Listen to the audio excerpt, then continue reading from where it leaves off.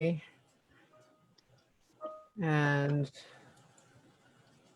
we should be live, ladies.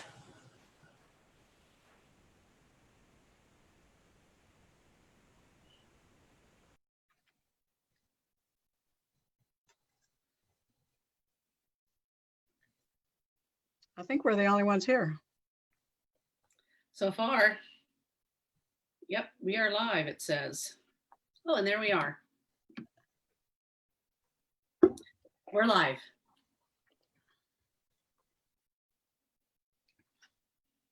Okay, I'm going to start. Hi, everybody.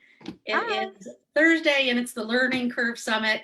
And today, our exciting special guest is longtime Pismo resident and sorry that we were official in my eye is Effie McDermott. Effie is here to talk to us about Pismo's history and anything else she feels like talking about. Okay. So how are you today, Effie? Very good, thanks for a pandemic. Right? It's really starting to get to me. I'm ready to return to normal life. I think you and everybody else. I think we all are. Yes. For sure. So you want to do the official introduction here, Lisa? So I did. Oh, okay. You missed that part. I think my Wi-Fi dropped again, but yeah, okay. It did. Well, yay. Okay. So I know Effie. I know Effie well. We've actually done some productions together, and she assisted us in doing a show on the history of Harry's nightclub and beach bar in the Pismo Beach Hotel, which was awesome and amazing. But if you want to jump right into it, Effie, and tell us, I think first maybe about the book that you did and wrote in what, 2013 that was? Well, it was published in 2013. I had been working on it for quite some time. I started researching Pismo Beach history in about 1991. And I began collecting pictures and stories and history articles and information. And I'm going to say around early 2000s, Arcadia wanted somebody to put out the little Pismo Beach book in their series. So I did that one. Effie, do you have a copy of that book that you could show people? Well, I just happen to have 4 cases. I just happen to have 4 cases. $20 includes tax and gets you one if you buy it from me, and I'll sign it. Nice. Yay, well, we need to have a signed book at the chamber. Now, how many pages is that again? Well, it is, I think it's 120, it's 128 pages. Okay. An interesting thing about these books, they're all the same size and the same number of pages and have approximately the same number of pictures. They're a formula book. You had, like, each caption under the picture, the number of words under each picture is regulated by the rules. Oh, wow. That's how they can copyright and license this type of book. Got it. Because it's specifically this size, this number of pages, this format. Wow. And what that means, though, is the author has to abide by all those rules. So if I wanted to use 100 words to describe a picture, I'd have to cut out X number of words. You know, I have to make it. Half of this book wound up on the cutting room floor. Wow. So how long, though, did it take you to actually write the whole book? Well, 20 years, you know. I mean, you don't. I guess that would make sense. You wake up one morning and write the book. You've been working on it for years. Like, for instance, for years, I collected postcards and clippings. And whoops, looks like that's up down. So I'm so glad I can see myself. And I can get the glare off. So I collected pictures and history, and the story began to write itself. Wow. You know, when you have all these pictures, your book is really telling about these pictures. Those are great. Or using the pictures to tell a story. And I have several binders of pictures from all over the area. And so you just had a natural knack for just the history and starting to collect that, not necessarily knowing you were going to be writing a book, or that I guess you would become what you have today? Well, before I started this book, I had done my family's genealogy, which back then involved going to the towns, going to the courthouses, going to the graveyards, and doing all the research. And so I learned the history of each town where my family had been and how they migrated from one to another and why, what was happening, that they should move. And anyway, so when that was all done, I got to Pismo Beach, got back home and got settled down. And I thought, I wonder what the history of Pismo Beach is, because I was fascinated by history. And so I went to the library to check out the book, and there wasn't one. So I began just studying it and meeting people who were also interested in local history. And it took off, and I am such a compulsive history collector, I guess. I became the local historian. And we love you for that too, Effie. Oh, thank you, darling. Yeah. So I Effie, did discover, by the way, that they did have fireworks. I think it was 1925. wow. I have to look it up. And they didn't call it fireworks. They called it pyrotechnics. Okay. Yeah. So Effie, how old were you when you moved to Pismo Beach? I moved, well, I lived in this area 10 years before I moved to Pismo Beach. Okay. But I came to California, to this area in 1958. 1958.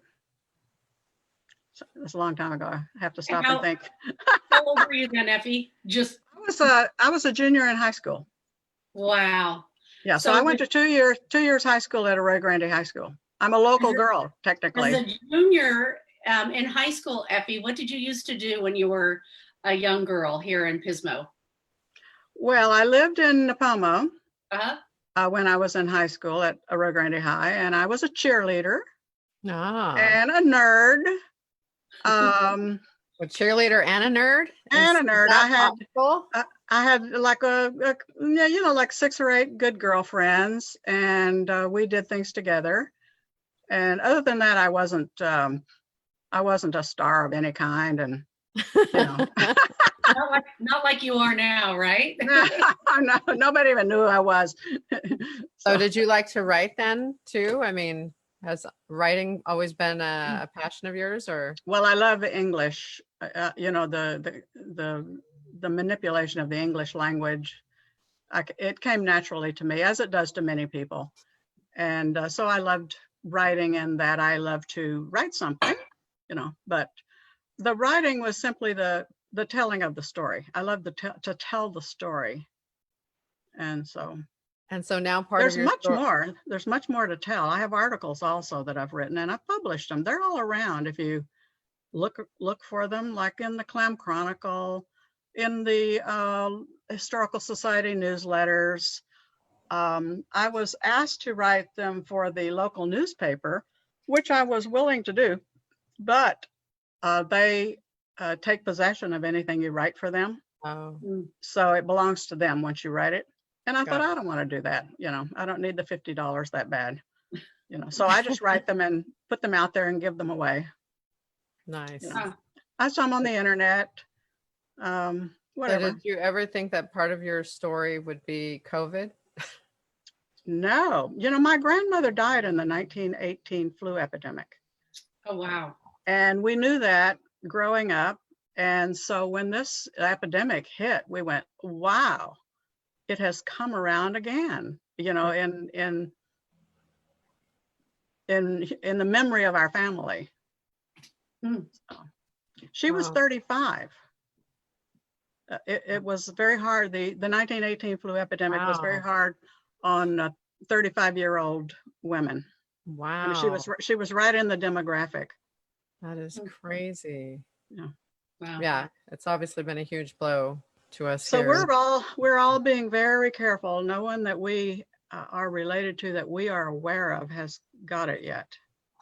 So and you've been very sheltered, right? Right, Effie, you've been pretty sheltered throughout this whole thing. Yes, pretty much. I do work still, and I do have to go out occasionally, but I'll give you an example. We do rentals, So we schedule it so no two people are in the structure at one time. You know, we don't let anybody cross paths with the other. We try to wait 24 hours when we can. I try not to go in any place that anyone has been in within 3 hours. Yeah, we're taking it very seriously. And are you pretty full now? You have Addie Vacation Rentals, right? Yes, I'm actually a licensed real estate broker, but I don't list and sell real estate anymore. I used to have a franchise with salespeople and uniforms, you know, Oh, wow. and but now I'm a property manager. Okay. So, for instance, if we have an apartment, we unlock it and go away, you know, like to the street or something. We are not inside showing a Wow. piece of property when a prospective tenant is looking. Okay. And likewise with the vacation rentals, we clear out. We try to wait 24 hours before we go in. With summer, it's hard always to do that, but it's a whole different way of doing things now that you have to be so careful. Right. And in fact, I've installed 2 washers and dryers in a single unit so that we can wash and dry everything faster. Wow. Yeah. Wow. Well, good for you, taking all the right precautions. Anyway, that's a fairly recent phenomenon, vacation rentals. I knew the woman that started vacation rentals in Pismo Beach. Her name was Eileen Begley, and she started it down in the Pismo Shores condominiums. And we all went, "What are you doing?" You know. And she had it was before the internet, and she had a mailing list of people in the San Joaquin Valley. And so she would stay in communication with her people by telephone and mail. And so she ran vacation rentals in the Pismo Shores condominiums for years, and we all went, "Wow, that's interesting." Wow. But she was the first. Clearly it caught on. She was onto something. In a big way, she right? She knew her market. She knew everybody wanted to come over for a week in the summer. Yep. Yep. Yeah. Wow. So, So Effie, what's the best thing that you've seen that has happened to Pismo in all your years of living in Pismo Beach? Well, it's hard to say what is best. I love that Pismo is progressive and keeps improving. I do wish Pismo would preserve its history better. Find that formula, that touch for saving the historical buildings and still modernizing. I love the new Pier Plaza look. It's not open yet. no. But you can see it when you drive by. It's Right. just knocks your socks off. I think we're going to love it. I think everyone is going to love it. I love the pier. I was on the committee that chose the design to put diamonds on the pier. Oh, nice. Yeah, this was back in 1980, I'm going to say 4, because the big storm in 1983 knocked the pier out. And tore up the waterfront. We didn't have a boardwalk back then. So we formed a committee called the Pismo Beach Waterfront Committee, and I was on it. And we were given some options of designs, and we chose to have a boardwalk, and we picked the diamond design for the pier. And of course, I say we, we're just a little committee, and it goes up then to Planning Commission, it goes up to City Council. A lot of people had their hand in that. But we did come up with that idea as a city to have diamonds on our pier. I love the diamonds on our pier. Isn't it great? It's quite unique. And the new plaza adds another diamond. Right. Up on the plaza. Yeah. No, it's beautiful. That's beautiful for sure. So there was a lot of talk, and we've heard a lot of different things about what Pismo was. And of course we heard it was a red light district, and we hear that there's tunnels underground. I think there's a rumor that there's actually one that comes up from the chamber. And I think a lot of those are more of like the unspoken, maybe things that have happened. But I mean, are they real? Well, there is a drain under the freeway that my children climb through. But and when I found out later, I went, "You what?" But no, there is no tunnel. There are tunnel stories, tunnel rumors, but no tunnels that anyone can document. Okay, like for instance, where is said tunnel from the dinosaur caves cave up to Maddie's? You know, there's no tunnel. I've talked to the owners of what was McClintock's. I said, did you find anything up there, any kind of tunnel opening? No, nothing. The owners of Alex's, any kind of tunnel opening? No. You know, and the Alex's tunnel is a typical of a good story because it has him having a tunnel to hide from, you know, being a bootlegger. Well, he came after Prohibition ended, you know, so he wasn't even here at that time. Alex himself. Anyway, no, I don't know of any tunnel, and there were young men who lived here back in the day who gave their stories to the Historical Society. You know, they did a narrative, and it was typed up and written down. And they did pick up booze off the beach. It was dropped off ships. It did float to shore. It was picked up on the beach, but it wasn't taken through a tunnel. They loaded it up and took it and hid it, in one case, under hay up in a barn or wherever, that sort of thing. But no tunnels that I know of. Wow. So, Interesting. I mean, the tunnel, the historic tunnel. And we know we've had some famous people come to Pismo Beach back in the day. Well, we had a few. We had the movie stars come through. We've had presidents come through. Hearst was a big entertainer of everyone who was anybody with Hollywood, and they came through. Now, they didn't necessarily spend a lot of time in Pismo, but I hear that they did stop at O.T. Buck's, which is now McClintock's. Okay. And his nickname in history is the King of the Bootleggers. He was very good at it, very well known at it. A man who was in real estate later told how he went with O.T. Buck and they took cases of booze to the valley and sold them here and there and traded one for a car or something like that. I don't remember.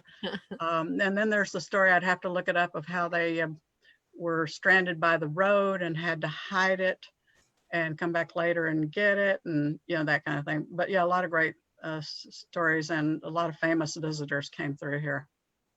Very cool. Effie, we have somebody that's asking a question that they'd love to hear more about Shell Beach part of Pismo. What can you tell us about Shell Beach? Well, I can tell you that I was recently given a photograph album to copy of some of the most incredible old Shell Beach pictures. You won't believe these pictures. Unbelievable stuff. But Shell Beach was originally divided into 6 parcels by John Price. He gave each of his older daughters a parcel. And when I say that, he had younger children that weren't in that group of that set of giving at that time. And then they got something else. But he divided it into 6 parcels. And when I say Shell Beach, I mean from approximately where Shore Cliff is to just north of where the Cliffs is. That was the Shell Beach that John Price had at that time. And he divided it into parcels, and the girls did different things with them, like the Maherons, Marianne Price Maheron. She hung on to hers and stayed here and raised her children here, and she still has offspring, descendants who live here. Victoria, however, on South Shell Beach, which is where O.T. Bucks grew up, and where I live in the what we call Old Shell, she lived in Santa Margarita and was married and had a family. So she sold hers And so her parcel was sold to Prefumo of Prefumo Canyon. And then he either divorced or died. I can't remember. I think he died, but it was his widow that married Mr. Boker. And so she married Mr. Boker, and he subdivided the first street, which is Boker Street. And they had an unhappy divorce. And she turned him in to the authorities, and he was arrested for bootlegging. Wow. Mr. Boker was.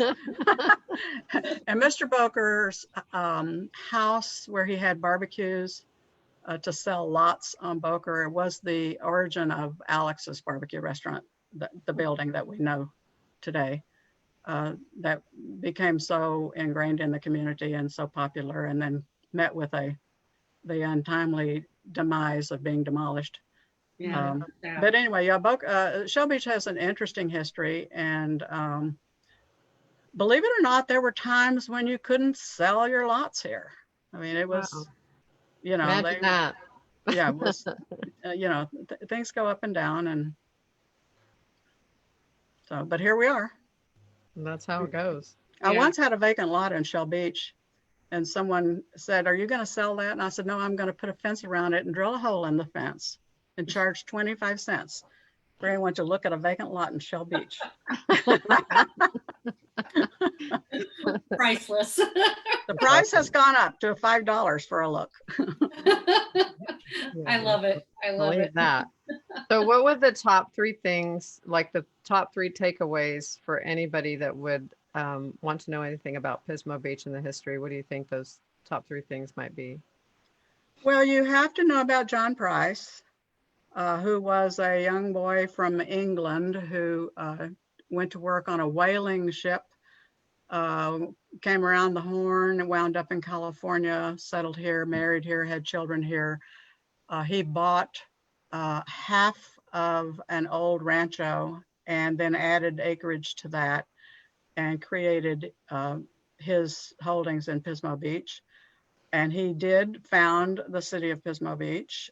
He named the first three streets, which were Main and Price. And what was the other one? Well, anyway, he named Main Street and he named Price Street after himself, of course. And so you have to know about John Price. That's number one. Let's see, what else you'd have to know about the clams. Okay. Right. Clams used to be so thick on the beach that people would drive on them on, you know, on a low tide, they'd just drive on. It'd be bumpy, you know, to drive on so many clams. Crazy. The clams came and went kind of with the otter population. Early Santa Barbara history is about an otter hunter named Isaac Sparks.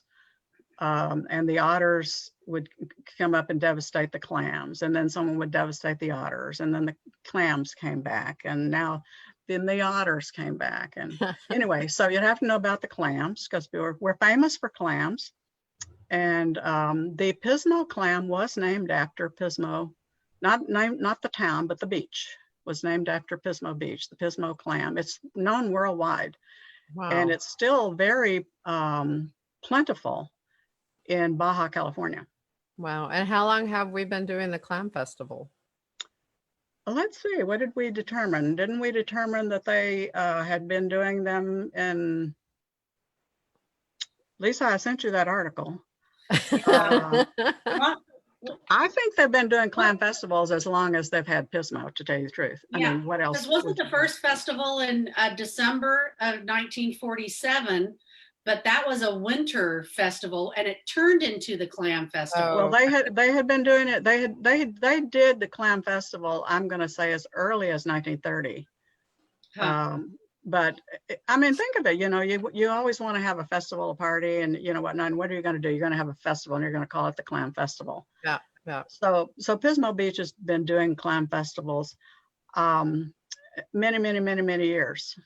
So And the we third thing, didn't invent it. Our generation did not invent it. And the third thing? The third thing, the weather. We have absolutely the best weather of probably any place in California, and certainly a lot of the United States. Yeah. I have friends who say, I'm leaving California. I'm going, you've forgotten the main thing. Are you crazy? Tell my husband that all the time, Effie, when he talks about leaving. I'm like, no. No, we're not leaving. We're not going Yeah. anywhere. It's called a Mediterranean climate. And yeah, it's the weather. And the fog is also famous. People, we used to say they came here to fog bathe. And it was, we go, oh, it's so foggy. When they go, great, it's foggy. They look forward to it. Get out of the heat of the San Joaquin Valley.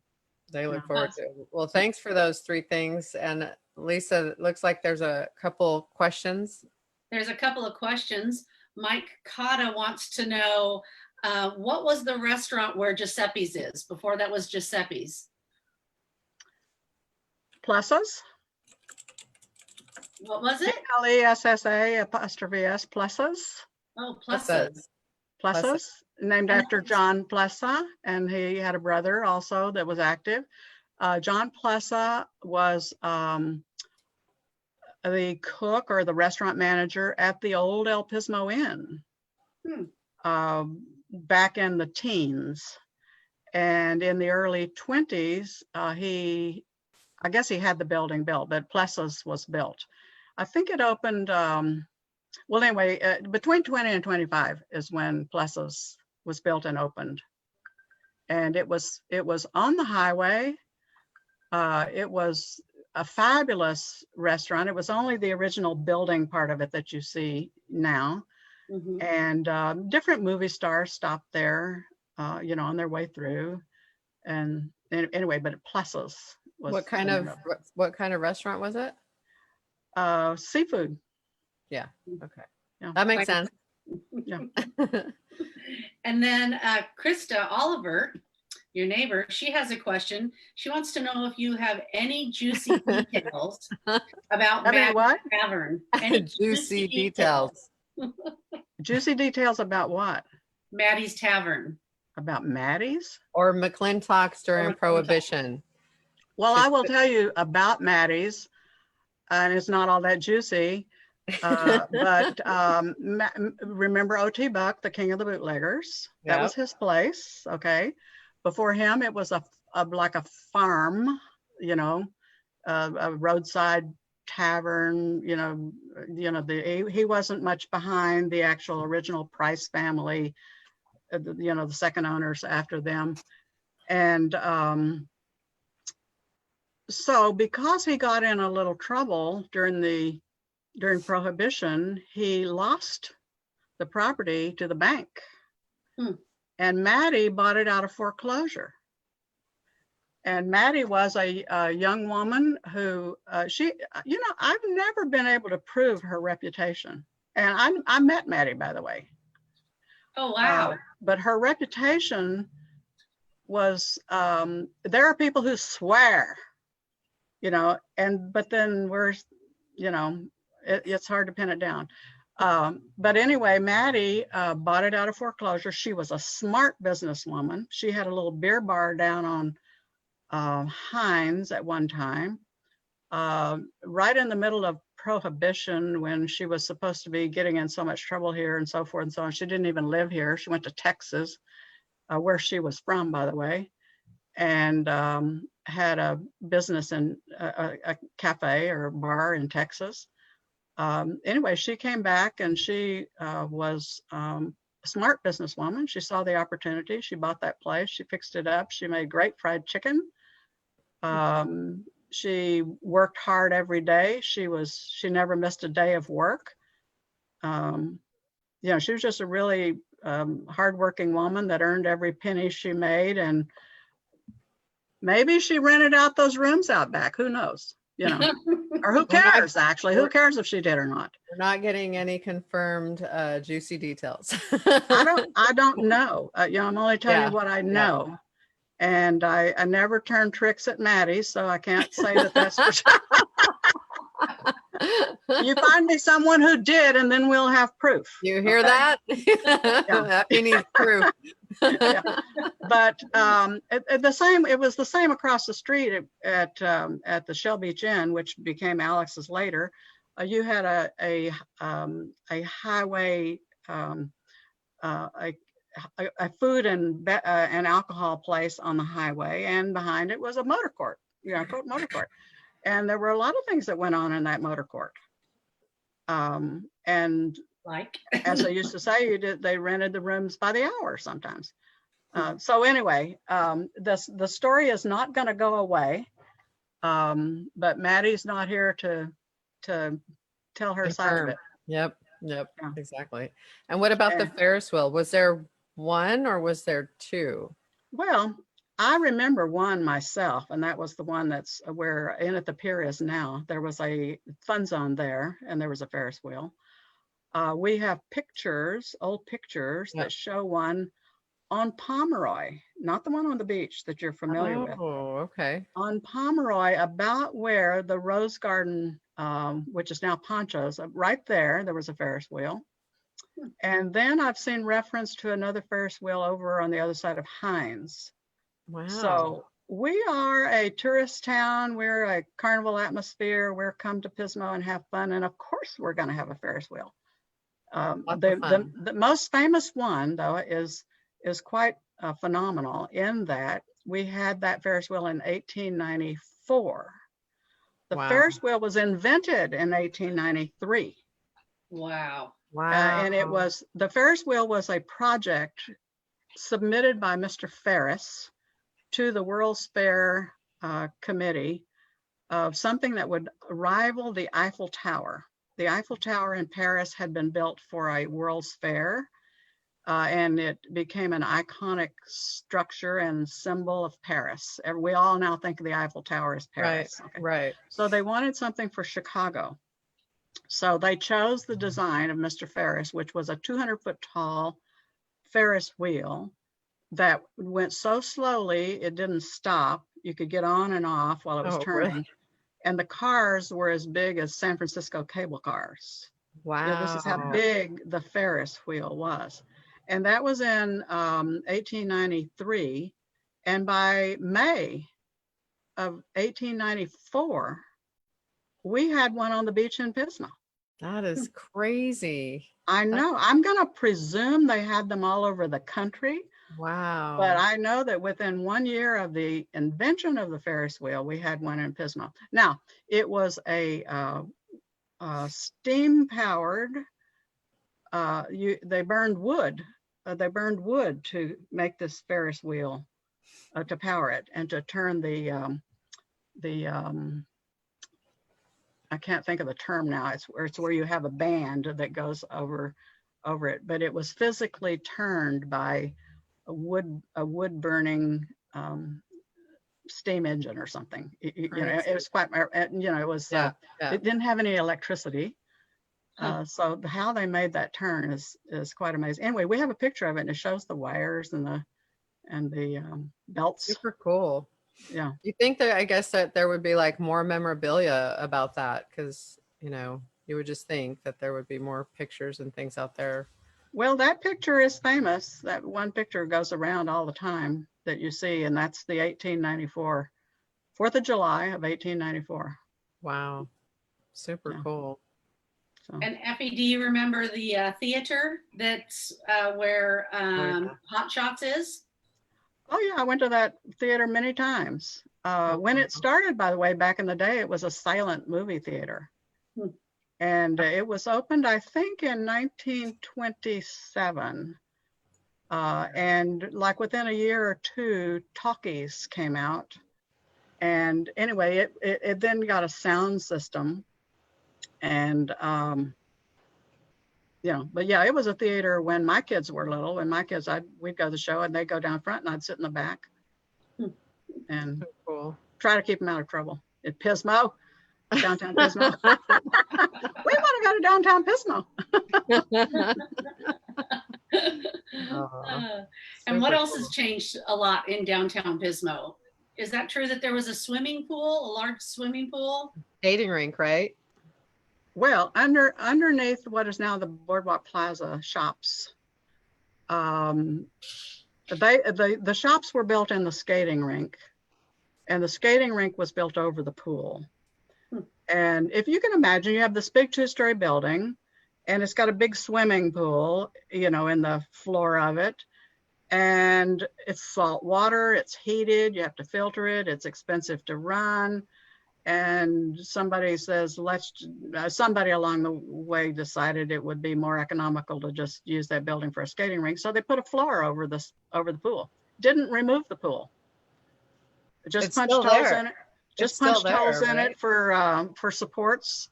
So that pool is still there. I was in it within the last 2 years. And yeah, it's a swimming pool. That is so So you can crazy. still get down into the pool? Yes, but you have to be the owner of the building to get in there. Or How with do I the meet owner. the owner of the building? How do you meet them? You eat a lot at the Oyster Loft. Oh, I love the Oyster Loft. That's too funny. Kendrick Leroy Kelly was just asking that exact question as we brought it up. So Yeah. that was perfect timing, Kendrick. That's Everybody awesome. wants to know about the swimming pool and the roller rink. Yeah, it's a great story because imagine it was salt water and it was heated. That is so cool. And the pumping equipment, by the way, is still down there. You have this big old honking stuff. Now, these were common up and down the coast of California, these indoor plunges, they were called. And you were just nobody if you didn't have one. And so, of course, Pismo had one. Super cool. And some of them had slides that you would slide into it. And we might have had one too, had a slide too, but we don't have a picture of the interior of that plunge when it was operating. And I've never seen a picture. I'm sure you've tried to find one. So if there was one out there, I would have heard about it, I think. Yeah. That's so Effie, cool. have you ever considered doing like walking tours of Pismo? I've done walking tours of Pismo. Okay. Yeah. So you'll do them. I mean, Well, after all of this is passed, maybe. Well, to be in the walking tour business, you have to walk a lot. Good point. And you have to be, there's not going to be any walking tour business during the pandemic. Well, yeah. But yeah, I've toyed with it. In fact, just last year, I have actually talked to a couple of the hotels, like the new Vespera and the Sea Venture. And I said, we might, maybe we should start some walking tours. And they would gather in the lobby of the hotel, and the hotel could help sign people up for it. And, just, yeah. So, yeah. I want to sign up. Yeah. We'll be first on the list. We'll get around to that. We'll have to do that someday. Mm-hmm. Krista also has another question, and she asks, when did my Uncle Joe burn down the little bridge near Dinosaur Caves? Oh my goodness. Well, I never heard about the bridge burning. If Uncle Joe says he did that, I want to know about it. But there was a bridge, a footbridge from the corner of Cliff and Ocean View in Shell Beach, right down where that island is, where the seagulls hang out and the pelicans. That is called Browner's Island. And maybe Browner, the might have been added by the kids because it was owned by a Mr. Brown. So maybe it was Brown's Island, but there was a footbridge across there. And in fact, you can still see one of the cables. If you know where to look, you can see a cable hanging down off the island. But I am told that it broke and people actually fell into the water off of it one time when it broke. Are you still looking for the guy that burned it down? I never heard anything. I never heard about a fire. If anyone knows about a fire, I want to know about it. Oh, well, there you go, Krista. We're going to have to reconcile the falling and crashing into the sea. Maybe he lit it on fire and then fell into the sea. Who knows? Maybe. Yeah. There's always some truth to the stories. Yeah. And the majority of, I'm sure, I know a lot of people around our local beach communities, know that if they have old pictures or if they stumble across something that you're kind of the go-to person. But is there, do you have something out there? I don't know if you have a LinkedIn or other than your Facebook page, if there's anywhere where people would be able to submit information to you? Well, I am on Facebook and I am local, and anybody knows how to get a hold of me. So yes, if anyone has any old pictures or anything like that, I'm definitely interested. Someone dropped off a box of 1975 newspapers to me the other day. Wow.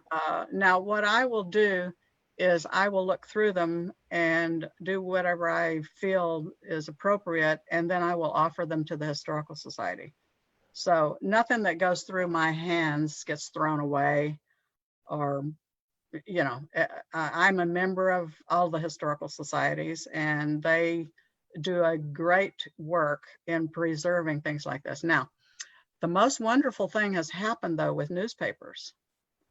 Newspapers are all being digitized. And so the South County Historical Society, for instance, had been given the old issues of the Times Press Recorder by Dick Blankenberg and his family.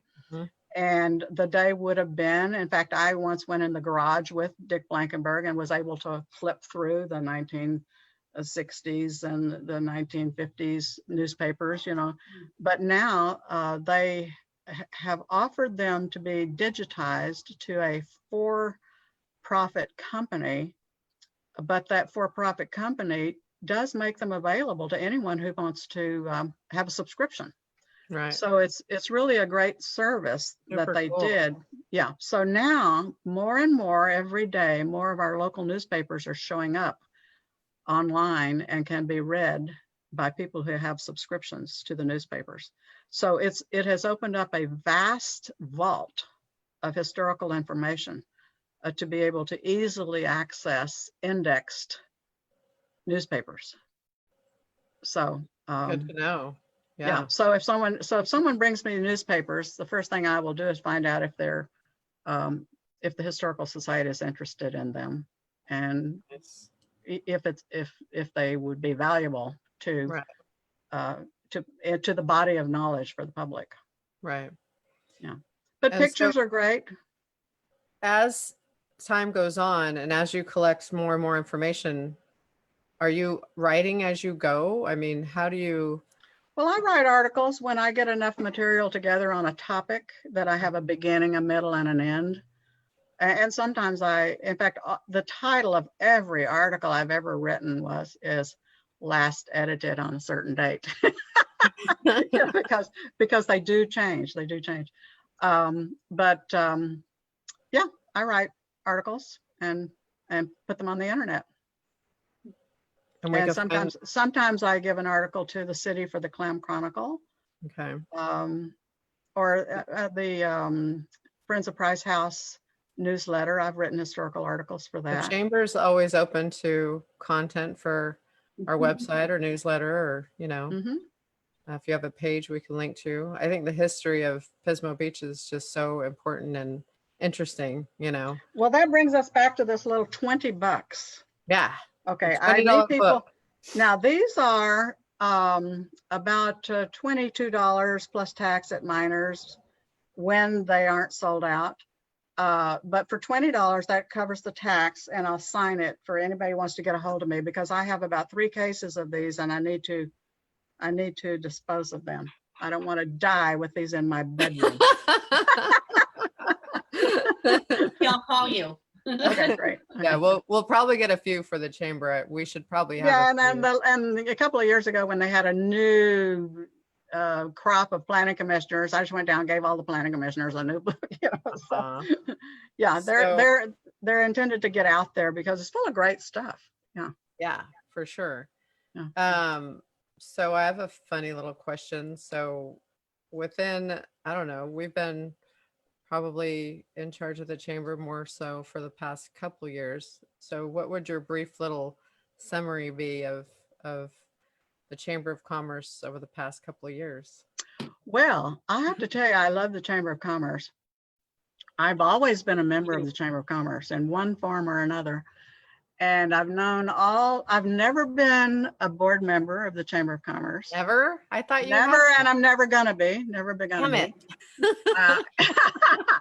And, but I've always gone to every annual meeting, you know what I mean? I've always been active in the Chamber of Oh, Commerce. yeah. Yeah.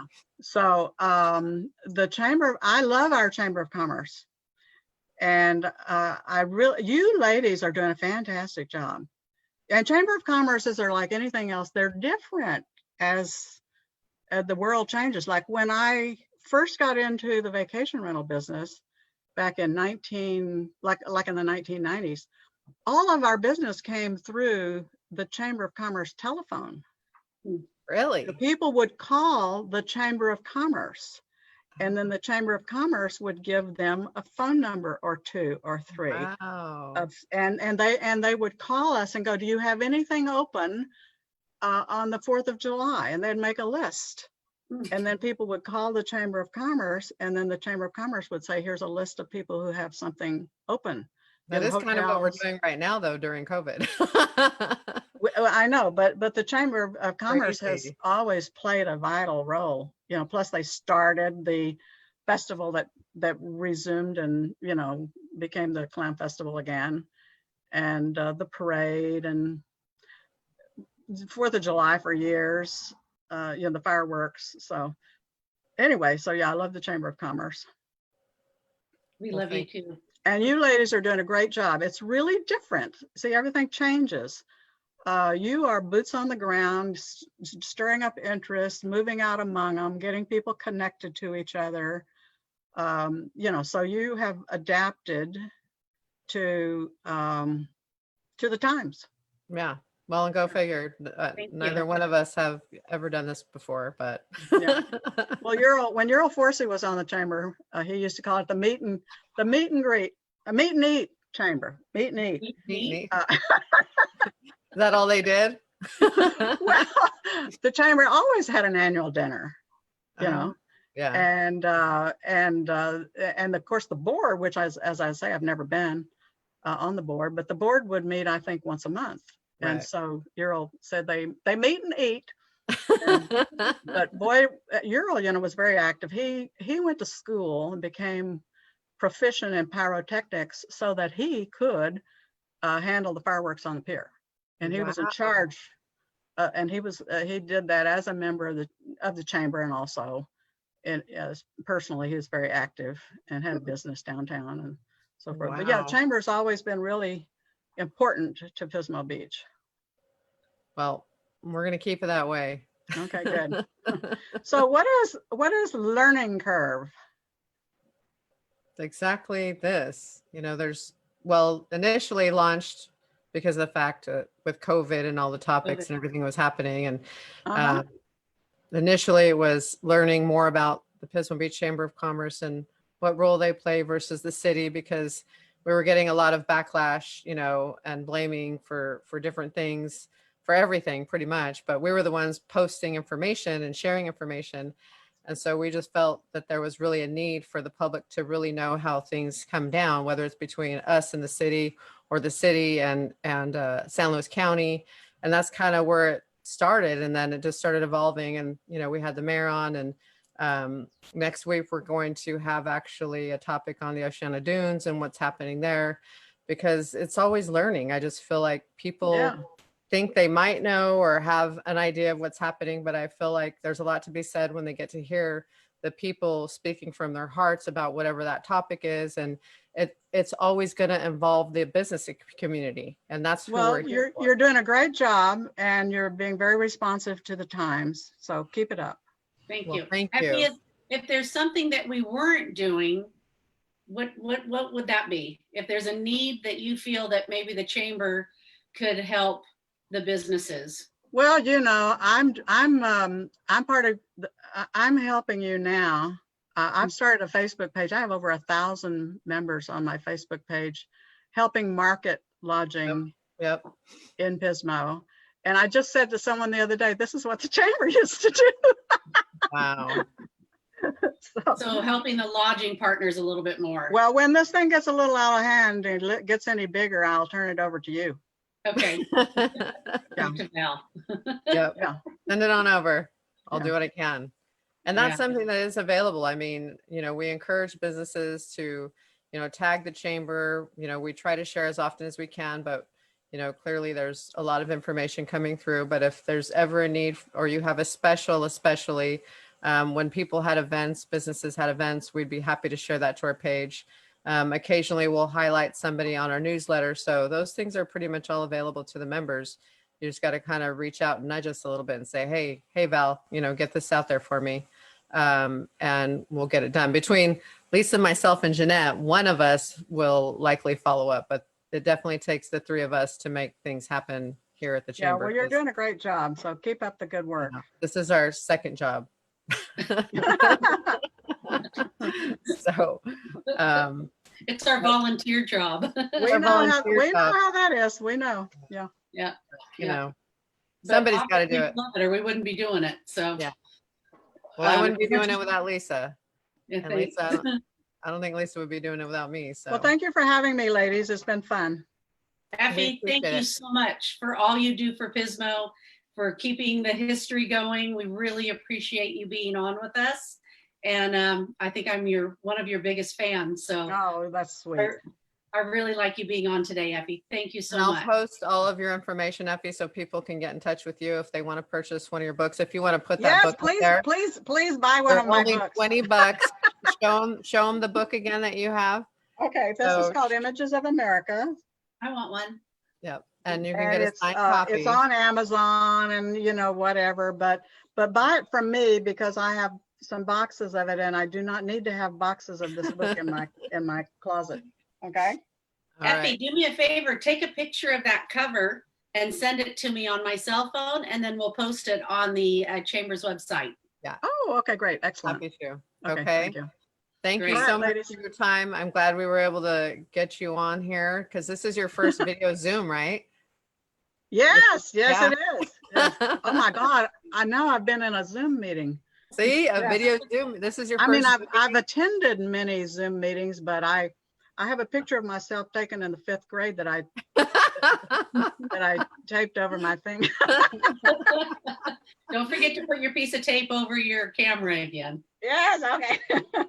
Well, we brought you on camera, so thank you so much again. We appreciate everything you do, and you do a really good job, by the way, of keeping up to date and staying informed. Because I watch all your postings, and you're on it. You're on it. Thank you, my dear. So good on you. Okay. All right, ladies, we're signing off. Oh, good. Thanks everybody for tuning in. Bye. See you next Thursday. You can go back in your hole.